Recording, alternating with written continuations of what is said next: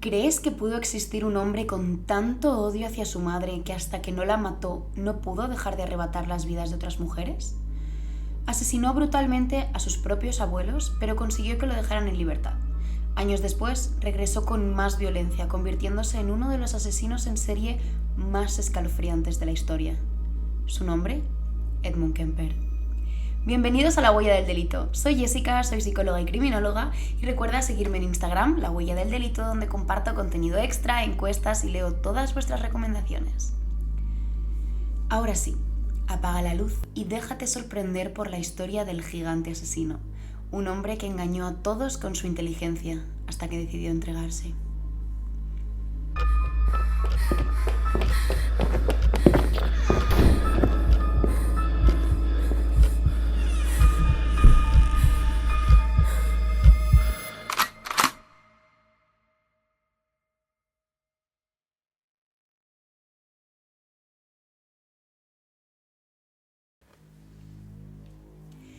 Edmund Emil Kemper III nació el 18 de diciembre de 1948 en California, Estados Unidos. Tenía una familia común, vivía con su madre, padre y 2 hermanas, pero su vida en casa no era tan normal como parecía. Desde muy pequeño, Kemper mostró comportamientos perturbadores. Él idolatraba a su padre, que había sido militar y al que veía como una figura heroica, pero su relación con su madre, Clarnell, era completamente distinta. Ella era una mujer autoritaria, fría y extremadamente dura con su hijo. Desde muy pronto vio algo extraño en él. Kemper desde siempre jugaba con sus hermanas a fingir ejecuciones y mostraba una fascinación poco común por la violencia. Le gustaba meterse en la bañera y jugar a que era una silla eléctrica, y a veces fingía estar en una cámara de gas. En ocasiones aceptaba jugar con las muñecas de sus hermanas, pero realmente no jugaba con ellas, las decapitaba. Con 8 años, Kemper mató al gato de la familia. No solo lo mató, sino que lo decapitó y puso la cabeza en una pica. Se ve en Kemper, desde siempre, un patrón claro de maltrato animal y fijación por desmembrar cuerpos. Este detalle es importante porque lo va a repetir más adelante en todos sus crímenes. A medida que crecía, la relación con su madre empeoró. Clarnell lo menospreciaba, lo humillaba, decía que tenía una personalidad muy extraña y que nunca iba a conseguir el amor de ninguna mujer. Lo castigaba constantemente y lo encerraba en el sótano, alejado de sus hermanas, donde además debía dormir, porque su madre decía que no se fiaba de él y que creía que era un peligro para sus hermanas. Kemper acumuló resentimiento, ira y frustración contra su madre. Aun siendo un niño, Kemper se comenzaba a sentir atraído por una profesora, y cuando su hermana le pregunta por qué no la besa, él responde que si la besa, primero tendría que matarla. Se puede ver ya una extraña relación que existe para Kemper entre la muerte y las relaciones con mujeres. Cuando sus padres se divorciaron, todo se desmoronó aún más. Su madre se quedó con la custodia y él quedó atrapado en una relación tóxica con ella. Buscando escapar de ese ambiente, a los 14 años tomó una decisión: irse a vivir con su padre, pero lo que encontró no fue lo que esperaba. Cuando Kemper llegó a casa de su padre, se encontró una realidad difícil de aceptar. Su padre había rehecho su vida, tenía otra familia y no le dio la bienvenida que él esperaba. Ese tampoco era su lugar. Su padre no quería hacerse cargo de él, así que lo envió a vivir con sus abuelos paternos en una zona rural de California. Este cambio fue otro golpe para Kemper, que sentía que nadie lo quería. Su abuela era estricta y dominante, muy parecida a su madre. Según el propio Kemper, él tenía unos acuerdos con su abuela en los que ella no le intentaría manipular como hacía su madre y él no haría ciertas cosas. Pero después de un tiempo, los juegos mentales aparecieron. Ella había roto el trato. La tensión con su abuela creció día tras día, hasta que en agosto de 1964, cuando Kemper tenía solo 15 años, todo estalló. Esa mañana salió con una escopeta que su abuelo le había regalado para cazar, algo que Kemper hacía con frecuencia. Antes de salir, tuvo una discusión con su abuela, con quien ya no tenía buena relación. Además, según decía, le trataba igual que su madre. En un impulso levantó la escopeta y le disparó. No fue suficiente, se aseguró de que estuviera muerta y luego arrastró su cuerpo dentro de la casa. En este momento escuchó que su abuelo llegaba en coche y decidió matarlo también. En algunas entrevistas, Kemper dice que termina con su vida para que no le regañe, y en otras que lo hace para ahorrarle el sufrimiento de ver lo que había hecho. Después de los crímenes, llamó a su madre y le confesó todo. Clarnell no se sorprendió. Si ya sospechaba que su hijo era peligroso, ahora tenía la confirmación. Kemper también llamó a la policía. Cuando le preguntaron por qué lo había hecho, su respuesta fue escalofriante. Quería saber qué se sentía al matar. Por ser menor de edad, no lo enviaron a prisión, sino al Hospital Estatal de Atascadero, un centro psiquiátrico para criminales. Y aunque podría parecer que aquí recibiría un tratamiento y que su historia se acabaría, lo que pasó en ese hospital lo convirtió en un asesino aún más peligroso. En Atascadero, Kemper fue diagnosticado con esquizofrenia paranoide, pero ese diagnóstico se reconsideró más tarde. Quizá no la tenía. Lo realmente peligroso de su estancia allí no fue su enfermedad mental, sino todo lo que aprendió. Kemper tenía un cociente intelectual de 145. No era solo un criminal, era un manipulador nato, era muy inteligente. Supo cómo ganarse la confianza de los psiquiatras, que llegaron a considerarlo totalmente rehabilitado. Pero, mientras fingía ser el paciente ideal, en realidad lo que estaba era absorbiendo información. Por un lado, aprendió de otros criminales. Hablaba con violadores, asesinos sexuales, entendía sus motivaciones, sus fantasías. Por otro lado, aprendió de los psiquiatras, quienes lo dejaron ayudar en algunas evaluaciones psicológicas. Básicamente le enseñaron cómo burlar el sistema. Aprendió exactamente qué tenía que decir para que lo consideraran curado. 5 años después, con 20 años, Kemper consiguió convencer a los médicos de que estaba rehabilitado y le dejaron salir. La única condición era que asistiera a terapia de manera periódica. Los especialistas advirtieron que su relación con Clarnell era tóxica, pero aún así le permitieron que volviera con ella. Si había alguien que podía despertar sus peores impulsos, era su madre. Y aquí es donde todo empieza a escalar. De vuelta en el mundo real, Ed Kemper intentó llevar una vida normal.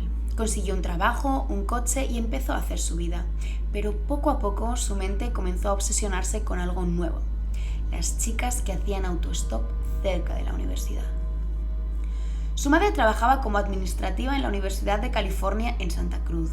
Para Kemper, que había crecido bajo el dominio de su madre, aquellas jóvenes representaban todo lo que él no podía tener: la atención de su madre. Y pronto su obsesión se convirtió en un impulso irrefrenable. En ocasiones, Kemper llevaba a su madre a trabajar a la universidad y esto le permitió tener un pase para entrar al campus y una pegatina para el coche, que indicaba que tenía permiso para entrar en el campus. Por esa razón, las estudiantes confiaban en él cuando se ofrecía a llevarlas.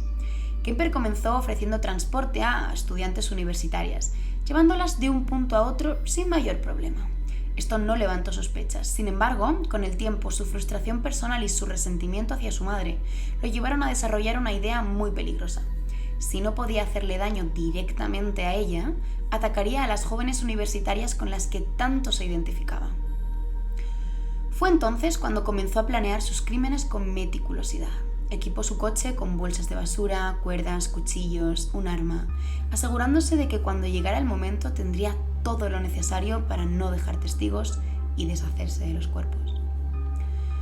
Su primera víctima, en este caso sus primeras víctimas, fueron 2 jóvenes universitarias, Mary Ann Pest y Anita Luchesa. Era 7 de mayo de 1972 cuando las recogió, con la excusa de llevarlas a su destino. Pero en el camino se desvió y en lugar de llegar a la universidad paró en una zona boscosa. Sacó su arma y las atacó. Kemper encontró resistencia por parte de sus víctimas y esto lo hizo perder el control, pero era consciente de que si dejaba testigos podrían delatarle, así que terminó con la vida de ambas. Después de asesinarlas, llevó los cuerpos a casa, los fotografió en diferentes posiciones y comenzó a cometer actos necrófilos con sus cuerpos. Finalmente, los descuartizó y esparció las bolsas con las partes del cuerpo por el campo. 4 meses después, el 14 de septiembre de 1972, llegó su siguiente víctima, Aikoku, una joven de 15 años a la que engañó diciéndole que quería quitarse la vida, que solo necesitaba a alguien que lo escuchara antes de hacerlo. Aiko se dirigía a una clase de baile cuando se cruzó con Kemper. Kemper se ofreció a acercarla. Aiko, sin imaginar el peligro en el que estaba, se acercó. Se quedó hablando con él durante 1 hora y media intentando convencerlo de que su vida valía la pena. Kemper la llevó al bosque y allí la agredió sexualmente antes de asfixiarla. Después, llevó el cadáver a su casa y lo sometió al mismo tratamiento que había realizado con las 2 víctimas anteriores. Lo fotografió, lo descuartizó y se deshizo de él. 4 meses más tarde, el 7 de enero de 1973, se encontró en la carretera a Cindy Schall. Ella estaba haciendo autostop. La recogió, la agredió sexualmente y después la mató con 2 disparos. Llevó el cadáver a su casa y después repitió el mismo modus operandi. Pero al llegar, comprobó que su madre no había ido a trabajar, por lo que escondió primero el cuerpo en un armario y al día siguiente terminó su trabajo. Solo un mes después volvió a encontrar víctima. El 5 de febrero de 1973 recogió a sus 2 siguientes víctimas, Rosalind Thorpe y Alison Liu. Las recogió en la Universidad de California y terminó con la vida de ambas en el coche. Ellas y sus cuerpos sufrieron el mismo destino que las víctimas anteriores. En algunos casos, Kemper enterraba las cabezas de sus víctimas bajo la ventana de su madre, para que la observaran siempre. Y cuando quería revivir el crimen, desenterraba las cabezas y realizaba actos necrófilos con ellas. Durante todo este periodo, Kemper solía frecuentar bares donde había policías. Él había querido presentarse a las pruebas, pero su gran tamaño no le permitió cumplir su sueño. En los bares fingía interesarse por la actualidad. Hablaba con la policía, hacía amistades con ellos, comentaba el caso del asesino de las colegialas, que por cierto era él. Era tan amable y carismático que todos lo apodaron Big Ed y no sospechaban de él en absoluto. A pesar de los asesinatos, sentía que su conflicto con su madre no estaba resuelto. Ella seguía siendo fuente de su frustración y rencor, por lo que decidió que sería su última víctima. El 20 de abril de 1973 esperó a que su madre llegara a casa después de una cena con compañeros del trabajo. Cuando la vio acostarse, apagó la luz de la mesilla y lo supo. Solo debía esperar unas horas y finalmente llevaría a cabo su plan.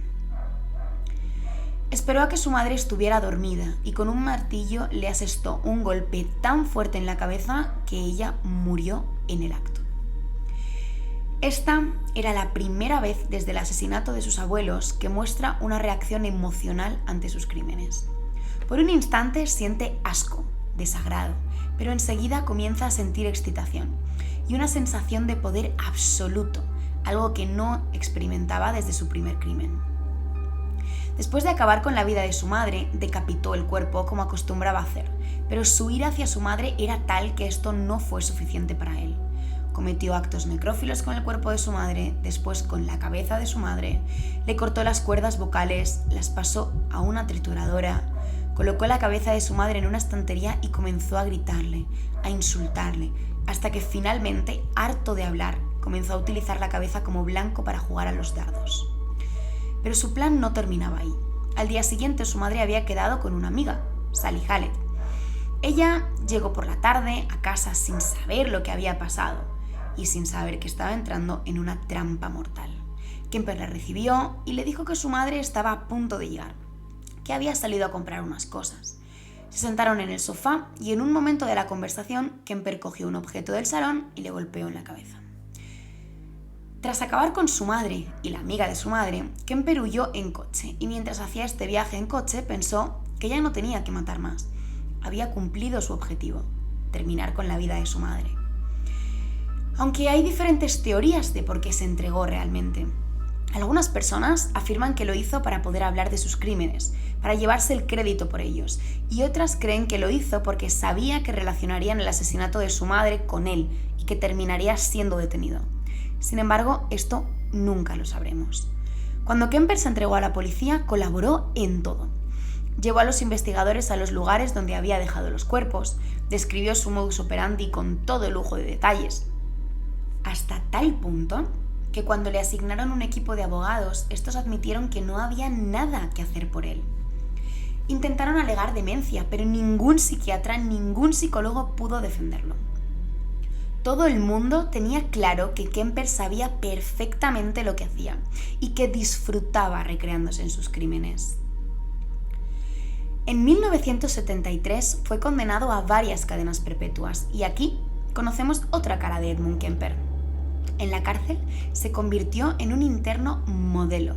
Se hizo amigo de los guardias, colaboró en distintas tareas, incluso empezó a trabajar en un proyecto sorprendente: la grabación de audiolibros para personas ciegas.